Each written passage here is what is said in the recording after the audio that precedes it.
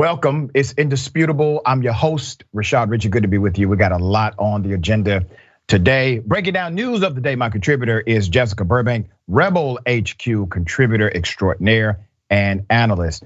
And in the bullpen, my debate segment, we have Mr. Joe Collins, California congressional candidate, Republican talk show radio host. He wants to debate how student debt relief is just wrong. Should be interesting. First story of the day.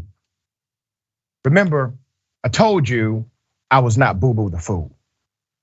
The alleged missing officer was not missing at all. As I said from day one, she in fact was the person who got the inmate, now inmate on the run, out of jail. Evidence has been exposed that shows they had a 2-year relationship before she let him out of jail. We got some video, here it is.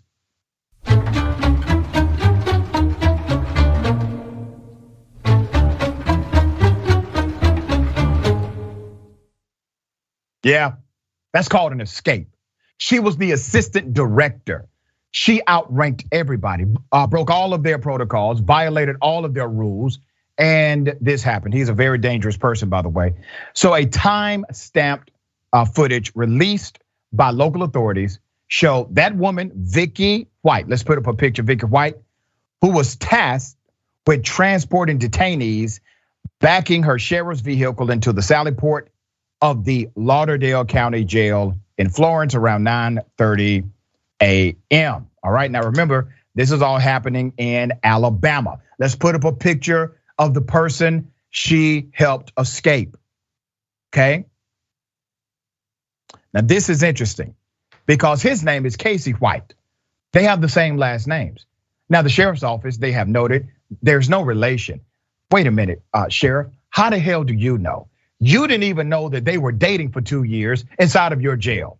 You released a statement saying that your guard had been kidnapped and she was missing rather than she actually helped him escape. Seems as if you all don't know what the hell is going on. She entered the building and returned less than a minute later with the handcuffed orange jumpsuit wearing suspect. After letting him into the back of the cruiser, she walked around the car, got in the driver's seat, and took off according to the footage. Now remember, she had just put in her retirement. According to another report, she sold her house. This was a clear escape by way of the director. She was once again the assistant director of corrections. An ex-girlfriend of the accused murderer who escaped said Tuesday she is freaking out after the inmate who once promised to kill her remained on the loose along with a rogue corrections official. The unidentified woman spoke as authorities released video footage of suspect Casey White, 38 years of age, and the county's assistant director of corrections, Vicky White, 56, leaving jail together while a manhunt for the pair continued. There's more. Dave, the local police, promised to step up patrols, but we are freaking out.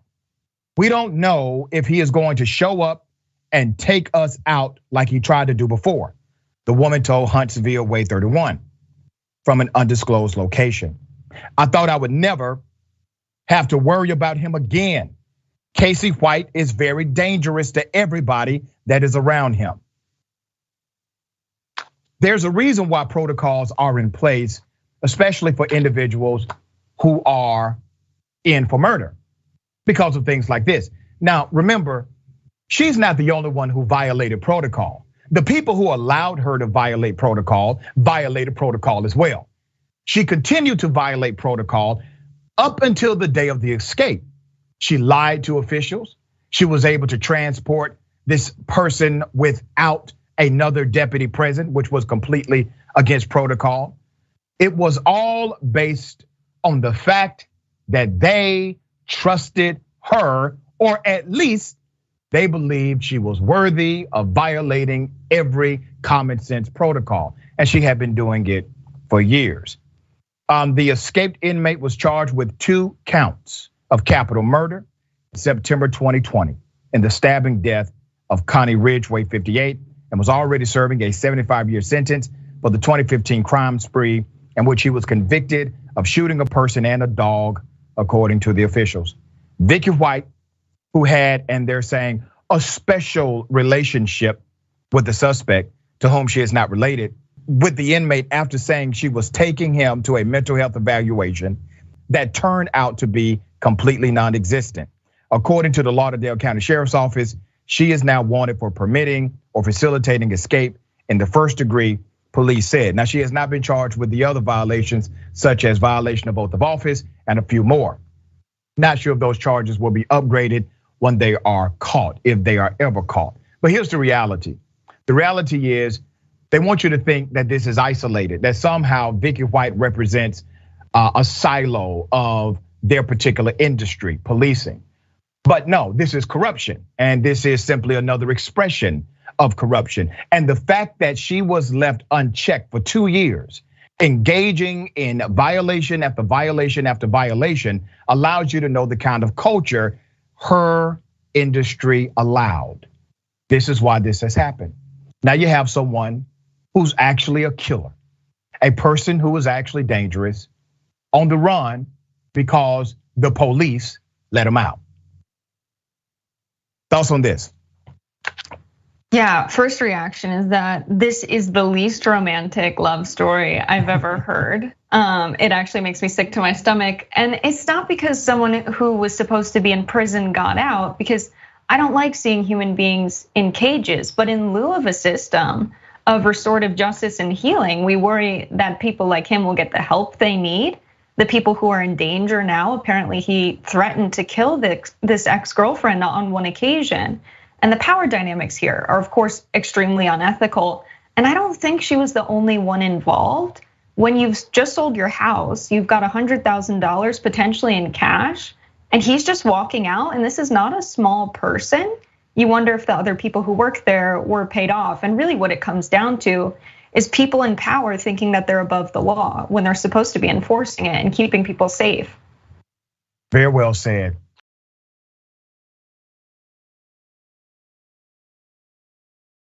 Let's talk about Congressman Madison Cawthorn, who now has a gay porn tape that's going around social media.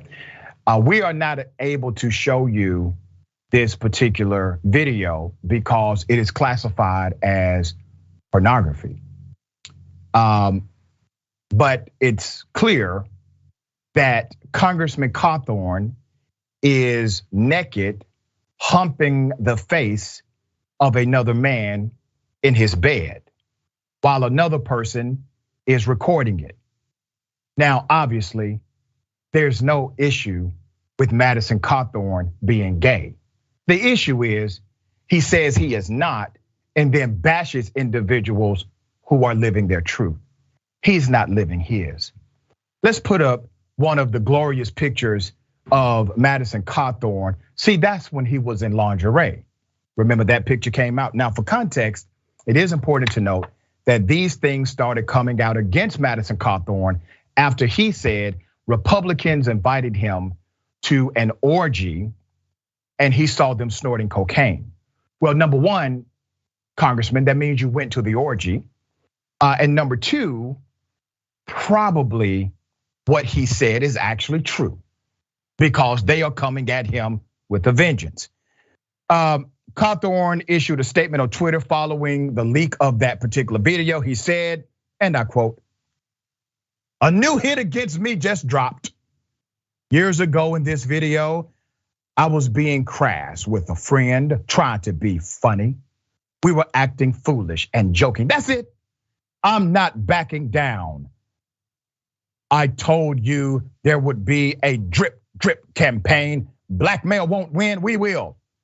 Now, once again, let me remind you, all right?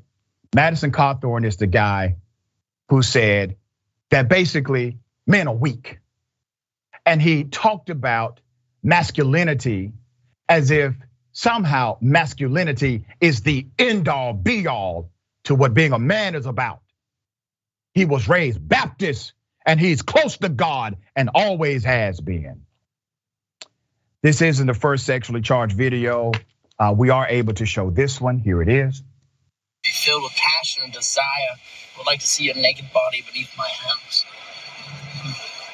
Me too. Yeah. I'd like to do that as well. Yeah. Yeah, I mean, he was touching the genitalia of a man inside of the vehicle. He wears lingerie. He likes to, at least based on the evidence, dry hump other men in the face. Madison Cawthorn is in fact gay.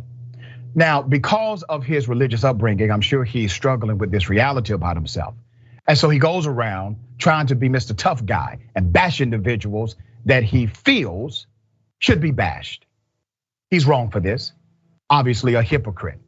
You see, he's expressing his sexuality through playfulness. Oh, I'm just playing. And now all of a sudden it's comfortable to the other person he's touching or humping or whatever else he's doing. This was a questionable Venmo message. Here are the messages from Venmo. Madison Cawthorn, Stephen Smith paid Madison Cawthorn. It says, for loving me daily and nightly. Madison Cawthorn. So the response is the quickie at the airport. All right, and then the next one is the stuff we did in Amsterdam. Then the next one is getting naked for me in Sweden. Okay. Lingerie picture again. Okay. Are you getting the picture here? See, individuals like Madison Cawthorn, to keep that picture up, because I'm so sick and tired of people who go around bashing members of the LGBTQ community, and they are part of it. But they are true hypocrites. They are trying to deflect, make you look somewhere else. No, don't look at me. I'm a man's man. I'm all masculine and gay is wrong. That's Madison Cawthorn, okay? Despite all of the Cawthorn issues, remember how he described gender on the House floor? Remember that? Here it is. Your left-wing movement is forcing children to endure radical expressions of sexuality. And yet, you can't even define what a woman is. You might amend a bill, but you'll never amend biology. Science is not Burger King. You can't just have it your way. I am the youngest member of the House of Representatives, and I never imagined that one of my sacred duties in this hallowed chamber would be explaining to the House Speaker the difference between a man and a woman. Take notes, Madam Speaker. I'm about to define what a woman is for you. XX chromosomes, no tallywhacker. It's so simple. You know, it's a damn shame we have people like this who are actually in charge of policy. They have influence, they have political power. But sir, we're gonna call you out here. We traffic in truth on Indisputable. You, sir, are in fact a gay man. Maybe you're bisexual, I don't know. But this gay bashing is my business, your sexuality is not. You have to stop this, sir. Maybe become an advocate, maybe change your ways. Possibly there's an opportunity at redemption for you if you stop being such an arrogant, hating SOB. Thoughts? Yeah, I have to point out, what a classic moment in American politics when someone's speaking on the floor of Congress and quoting the slogan of a fast food chain corporation. That's insane, first off. But also just Madison Cawthorn continuously telling people he's straight, that the government should not be involved in marriage, and that he has very traditional views. And belonging to a party that's running an assault on LGBTQ plus rights. And he's at the very least not straight is what it seems. And we can criticize him for being a hypocrite here. And I think when a lot of the discourse starts to descend into homophobia and people being homophobic about what Madison Cawthorn's doing, that's really just fueling hate. And we're not just seeing that on the right, unfortunately. And it's clear that what's going on here, he was asked on that podcast when he first talked about the orgies and the drugs, he was asked, is Congress actually like House of Cards? Is that what DC is like? And what we see happening where Kevin McCarthy scolds him in his office, says you've broken my trust, and then a smear campaign against Madison Cawthorn comes out. That's the most House of Cards piece of it all. Why are you saying Madison Cawthorn's broken your trust if you weren't who Madison Cawthorn was talking about? That's right, very well said. And Great observation, because Madison Cawthorn has said insane things before. He said things that were contrary to black people, contrary to diversity, contrary to the progress of our LGBTQ brothers and sisters. That didn't violate any trust until he talked about the orgies and the cocaine. That was a trust violation. Well, that means he told the truth, and that's what that means.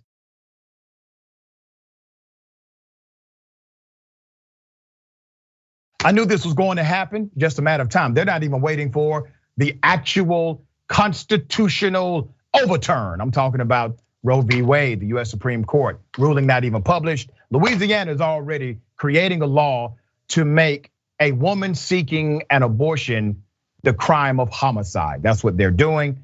Let's put up a picture of Representative Danny McCormick. Remember this guy, keep his picture up. This guy wants to advance a bill to make abortion a crime of homicide, in which the mother or those assisting her in terminating the fetus can be charged with murder. The measure cleared the House Appropriations Committee by a 7-2 vote, despite at least one of the representatives voting in favor of it, acknowledging it's completely unconstitutional. Literally, a guy voted for it and said, you know what we do, it is completely against the law. Criminalizing women for abortions. We don't even have the basis of the United States Supreme Court decision. But fine, I'll do it anyway. Let's be very clear. This is going to be one of the absolute worst rulings when it becomes official. You already have this insane legislation to make a woman a murderer for seeking an abortion to a fetus, exercising her freedom, her right to choose. Now, this goes back to the state. What's to stop a state from making it retroactive? You know, states can do that by state law. They can make it retroactive. Now, it applies to those who have done it within a certain amount of time before the law was changed. What's to stop them from giving the rapist only 5 years, but the woman who got pregnant from the rape, 25 years? You see, it already happened in Alabama in 2019. They passed that law, and the doctor could get up to 99 years for performing the abortion. That law was overturned, and now Alabama has an opportunity to create that law again based on the Supreme Court ruling. We will see if anything changes once it is published. This is sickening. You know, they won't mandate child support to start at conception.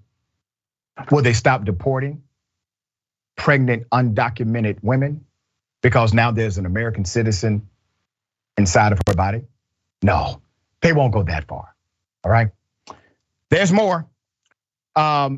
Representative Danny McCormick said House Bill 813 should move forward, even though the US Supreme Court seems poised to overturn Roe v. Wade that guarantees abortion rights as soon as June. According to an opinion leaked by the High Court this week, he says, we can't wait on the Supreme Court.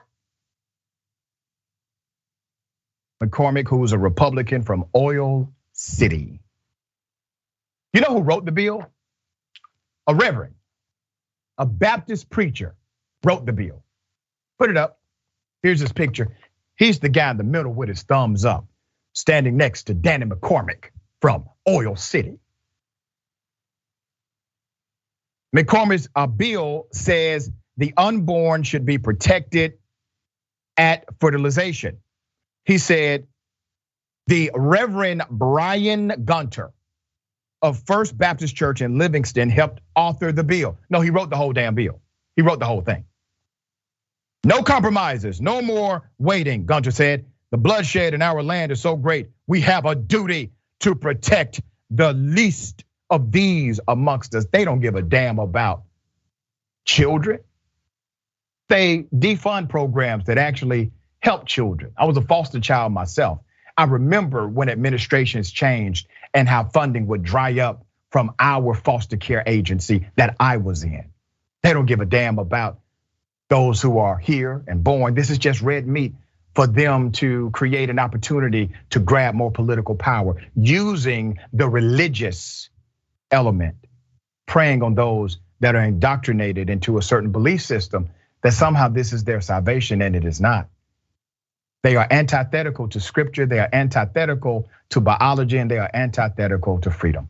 The same people that are telling you the government is being too intrusive when they mandate a mask are the same people telling you that the government can intrude in a woman's uterus. Same group. There's more. If the Supreme Court ignores the US Constitution, this is what they're saying, you should ignore the court. The legislature has the right to disregard the Supreme Court. That is what they're saying in Louisiana. Opponents argued the bill not only put the mother and doctor at risk of murder prosecution, but criminalized in vitro fertilization and perhaps some forms of birth control. Ellie Schilling, an abortion rights attorney, said the bill would annihilate the United States Constitution. Let's put up a picture of Representative Tony Bachala. See that guy? He voted for the bill too, and then said on the record, what I'm voting for won't pass constitutional muster. That's what the man said on the record, and he still voted to approve it. Do you still think these individuals give a damn about the US Constitution? Do you still believe that they are constitutionalists? Do you think they care about rule of law? This man admitted what they just did is in violation of the United States Constitution, and he voted to do it anyway, and you barely heard a peep from Democrats about this lawlessness. Jessica, what are your thoughts on this? I think it's exactly right that this is and always has been an issue that's about power at the end of the day for the Republican Party, because until about the 70s, Republicans and Democrats were voting in equal proportions for and against abortion. And then Nixon ran in 72 and he was an anti-abortion candidate.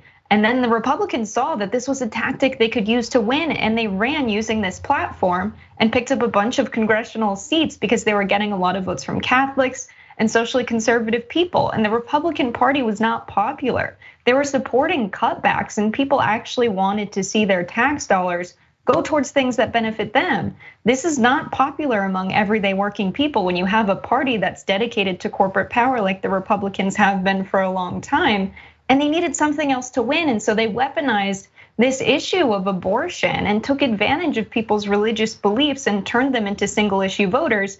And they were ultimately voting against their economic self-interest when they were casting ballots for Republicans. And it's really sad. That's not something that should happen in a functioning democracy. And this really is about values. The Republican Party does not believe in the value of freedom or the right to life. The value of freedom, because people should have the right to choose what happens when they're making a very intimate decision about their body. And also, a lot of Republicans will tell you their reason for being anti-abortion is because it's in the Bible. And so believing that everyone else is subject to your religious beliefs, do you actually support freedom of religion? Do you actually care about freedom and the right to life? Because in many medical cases, people who get pregnant need abortions to live. Because of complications, they will die. And so the Republicans really aren't a party of values, and that's never been what this is about. And we can't let them keep framing this debate in that way. Yeah, very well said. And I refuse to allow them to hijack my faith. I'm a Christian man myself. God gave me a brain before he gave me a book. I use my brain. I try to use it adequately. But they're even wrong about the text. Scripture shows, even in the book of Exodus chapter 21, that if a woman miscarries because she is struck by a man, the penalty is a civil fine, not death. But if the woman dies, who is a person, the penalty is death of the man who struck her. It's real simple, it's logical, it's right there. So even their biblical pretext is incorrect. We have more on the other side. It's Indisputable. Stick and stay.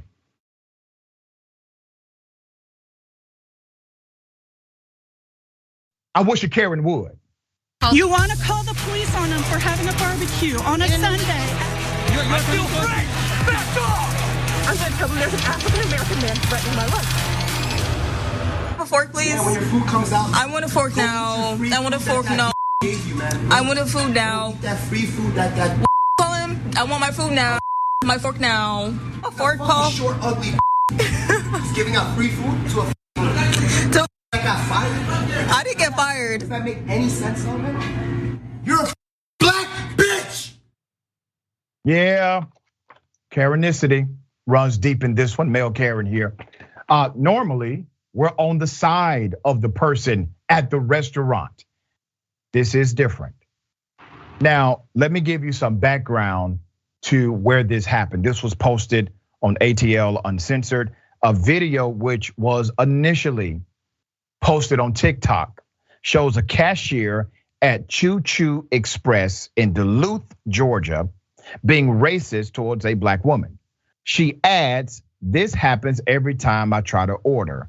I just happened to get it on camera." Before I continue, may I say, madam, at some point, you have to be disappointed in yourself. If this happens every time you go there, why in the hell are you still spending money with this establishment? The food at Choo Choo can't be that damn good. Oh, I promise you that. So, madam, I hope this is a wake-up call for you as well. If they do not respect your green dollars, do not allow them to have them, okay? You are a customer and you should be treated like such. You were not. It is unfortunate, but it is real. When we looked into this even deeper on the Google reviews about this particular restaurant, the reviews on Google for that same restaurant are filled with similar racist encounters customers experienced in the past.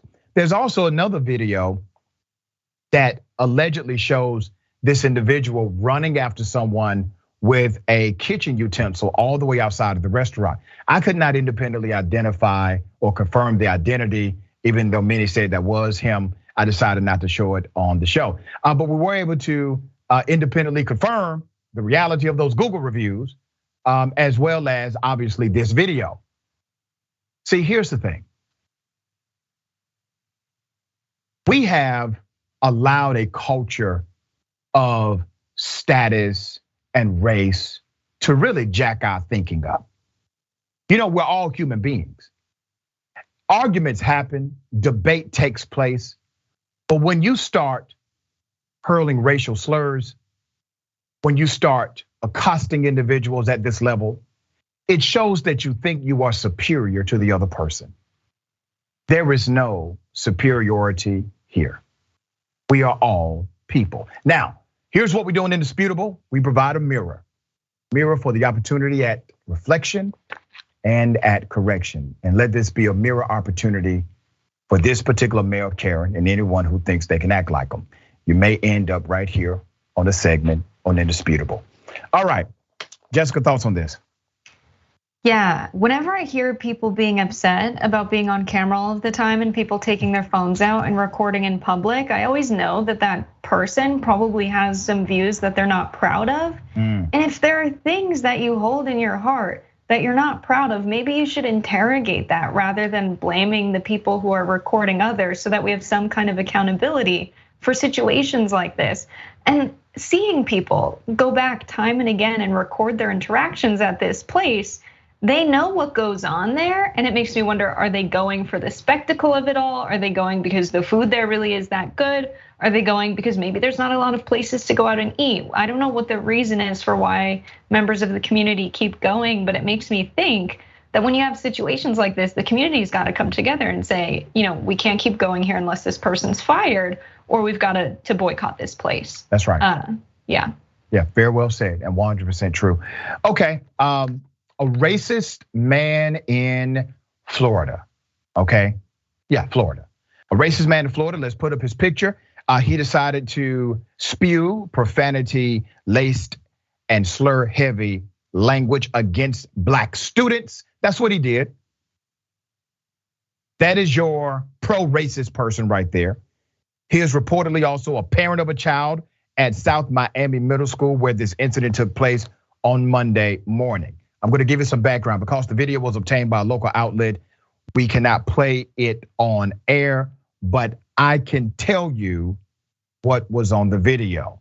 The racist parent said, and I quote, "Negro, you better get the F away from me." Remember, he's talking to a black child. "You better get away from me. I'll go to jail, but I knock you on your ass. Listen, Negro, get the F out of my face, effing Negro." That's what the racist parent was saying. A mother who requested anonymity and her husband tried to talk to the man, but the racist man wanted none of it, all right? The concerned mother was furious, telling 7 News Miami, and I quote, I was boiling. I was very upset. I was disappointed. This is not the way a person should talk to a kid. And let me say this, big ups to those parents. Big ups to those parents because this could have went a different direction. This guy was so aggressive and so demeaning. And he looked as if he wanted to commit physical violence in the video. He literally went to his vehicle as if he was pulling out a gun. That's how deep this got, all right? There's more. The man who used the foul language was talking to her child. The mom said it all started when the man accused the kids of hitting his vehicle. He started coming at them and talking about that he will beat their ass, said the mother, calling them the N-word and kept coming at them. Then the racist acted like he was going to get something from the trunk of the car. That rightfully scared the kids who backed away. That was also when her son's friends started recording the interaction, all right? So the mother recounted further and said, he proceeded to continue to antagonize my son. So finally, my son turned around and was like, you're gonna hit me, hit me, hit me, hit me. And he walked up to him and the guy just kept going. And you see from the video, he said he was going to beat his ass and kept calling them Negroes. At one point, someone calls the man the C word, to which the racist retorted, I'm proud to be a C word. I'm happy with what I see in the mirror every day. Are you? Are you happy when you see black in the mirror? That's what he said to the child, to the kid. Tuesday, the teen's parents went to the school to complain. And when they tried to confront the man from the video, he drove away, the mother said. At the end of the day, you got to deal with the parents. My son, yes, he's a black boy. He has a mother and a father. You need to talk to us. You don't talk to him like that. Miami-Dade County Public Schools, they are aware of the situation. They released a statement, here it is. Miami-Dade County Public Schools is disappointed by a recent incident that took place between a parent and a student. Currently, Miami-Dade School Police is conducting a thorough investigation regarding the matter. The Miami-Dade County Public Schools remains committed to fostering a welcoming learning environment by highlighting the importance of respect and restraint.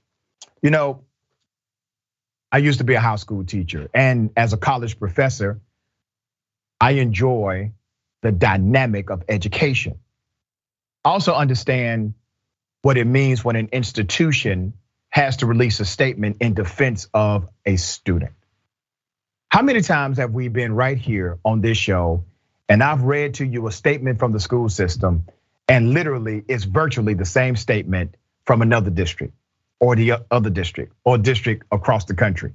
They have these cookie cut statements that never go far enough to actually advocate for the child. That is what's missing in all of these statements, a true advocacy of the child who has been offended. All right, we're gonna continue to follow this story. Remember, Republicans want you to think the greatest evil in school systems is that teachers teach critical race theory. They don't even teach that, but they want you to focus on that because that's their red meat political narrative. All right, Jessica, thoughts on this? Yeah, I mean, just thinking about the impact on the teenagers, they're pretty much kids. And for them to see that this is how adults are treating kids is not okay.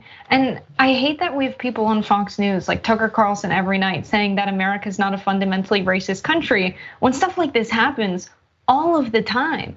And it's sickening, and it makes me think that we've really got to invest in restorative justice. How can this guy just drive away and avoid confrontation or any accountability from the school or the other parents? That's insane to me. There's got to be some accountability here.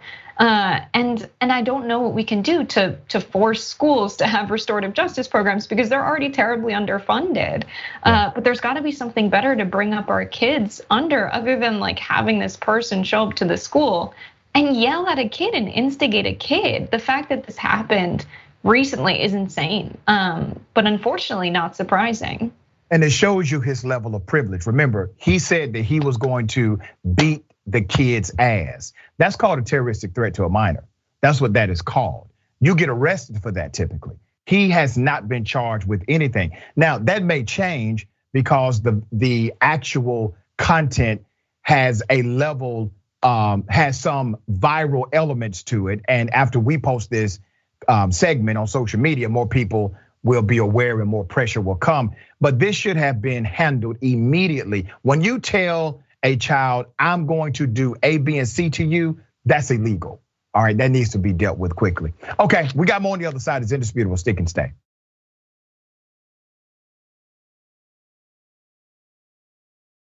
Multi-millionaire socialite abuses children, okay? She's a predator. She recorded children for her own sexual arousal. And she has been let off easy in a weird plea agreement. Let's put up a picture full throttle here, all right? That's Hadley Palmer out of Connecticut.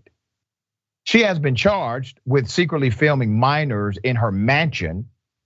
She's already been released from custody in an unusual agreement. She's the daughter of wealthy hedge fund founder Gerald Fine and a mother of 4 herself. She pleaded guilty to secretly filming 3 individuals, including a child, in a sexual situation in her home. The charges stated that she filmed someone either naked or in their underwear with the intent to arouse or satisfy the sexual desire of such person, the defendant, or another person. She pleaded guilty January to 3 counts of voyeurism and risk of injury to a minor, okay?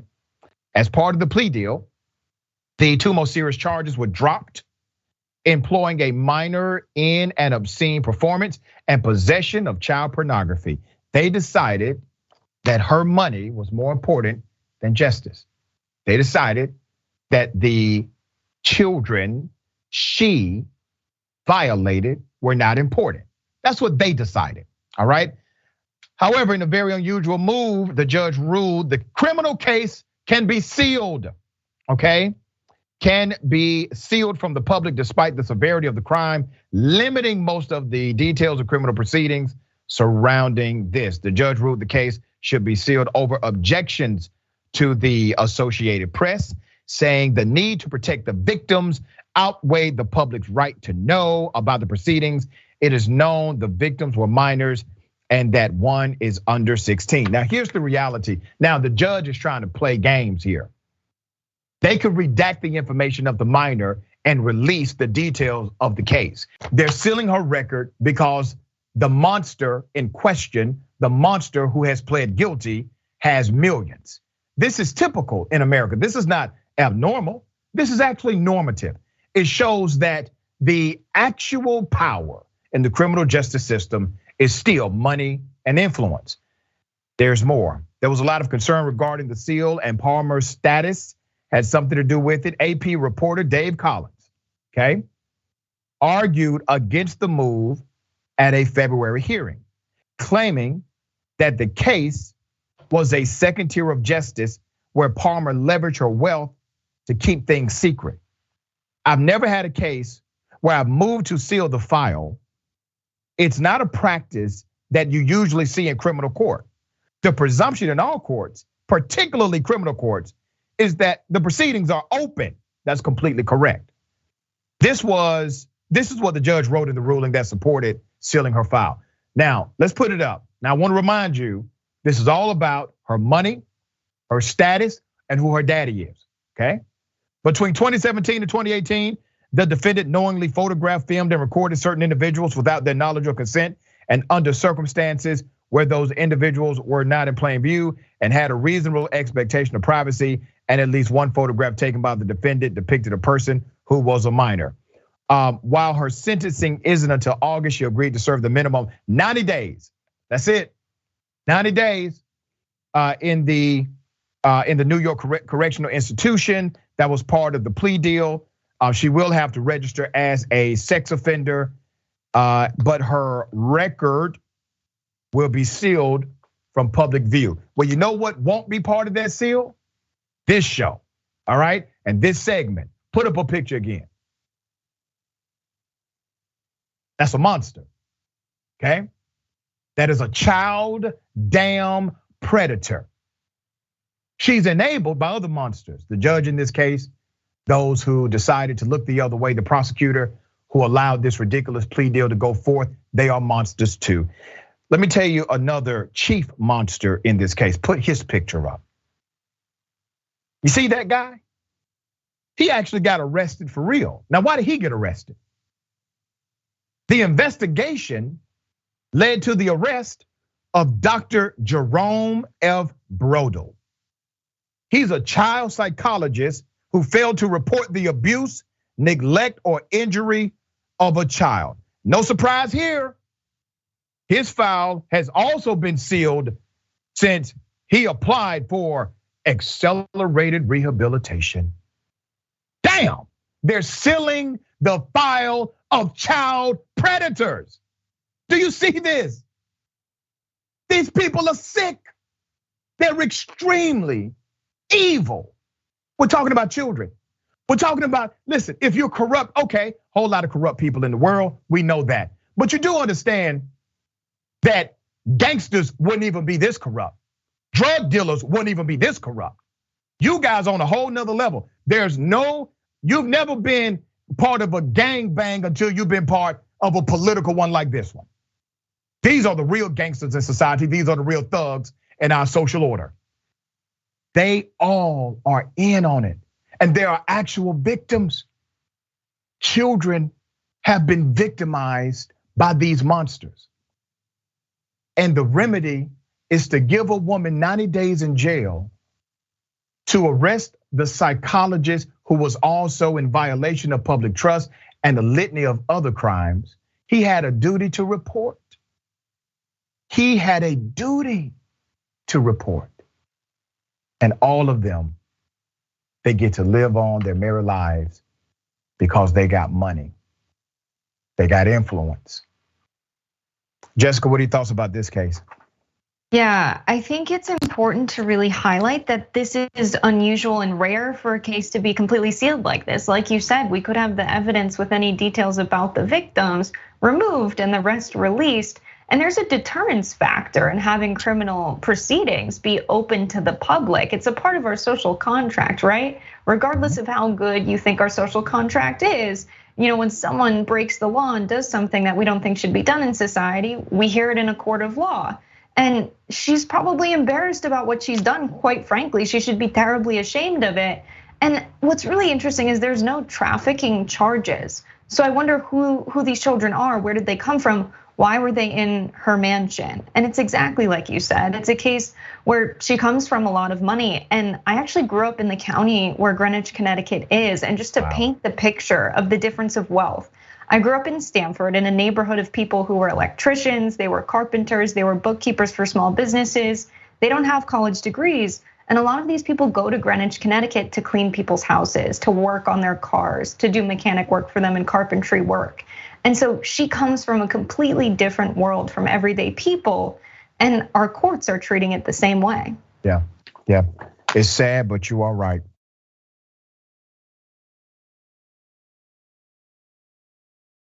Remember the guy who attacked Dave Chappelle? Well, it looks like he is in fact a Trump supporter and also had music saying he was anti-Dave Chappelle. Let me take you back to that video. Producers that hip hop has ever presented, the mighty man Lil. Ladies and gentlemen, make some noise for hip hop history.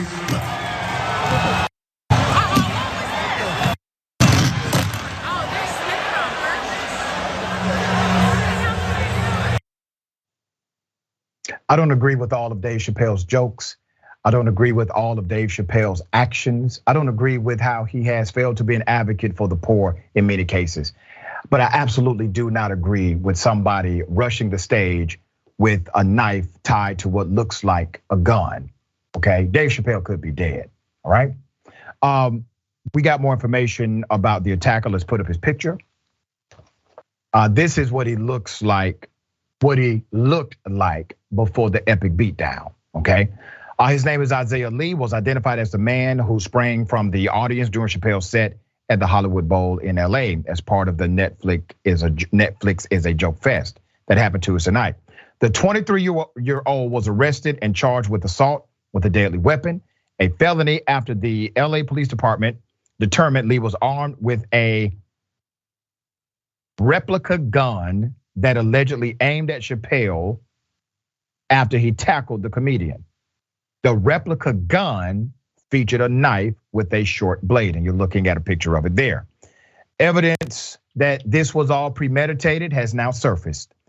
Lee, Isaiah Lee, an apparent aspiring rapper who rhymed using the moniker #NoName_Trapper, recorded at least one rap song disparaging Chappelle and made at least one other song in which he rapped about walking straight into the bowl, which could be a reference to Hollywood Bowl where the attack took place. Lee's song that is specifically titled Dave Chappelle was released in 2020. It is on that song that Lee raps, "Laugh at you N-word joke," TMZ reported. Lee is also a Trump supporter. Lee has another song defending former President Donald Trump with lyrics that include MAGA my N-word. And the open-ended question, why is everybody always hating on my president? It was not immediately clear if those pro-Trump sentiments played a role in fueling this attack on Chappelle Tuesday night, but law enforcement officials investigating the case are likely exploring that possibility. Chappelle, for his part, has made no secret of his disdain for Donald Trump. Well, look at that. Jessica, what are your thoughts here? I think there's something very strange going on in our society where public figures are subject to such wild things. Entertainers are people who have chosen a career that requires them be in front of a lot of other people. And people are just really treating these folks like spectacles, not human beings, and just like projecting their opinions and insecurities onto these people. And if they say something that doesn't match their perspective or worldview, they reject it if they can't bring it in, because maybe they have people in their family who share the opposite worldview and they have to hold this worldview for their reality to stay the same and not change because change is uncomfortable. And they reject it so badly that they get so angry at these figures. They're not mad at that person specifically, but they're mad about what they represent for them.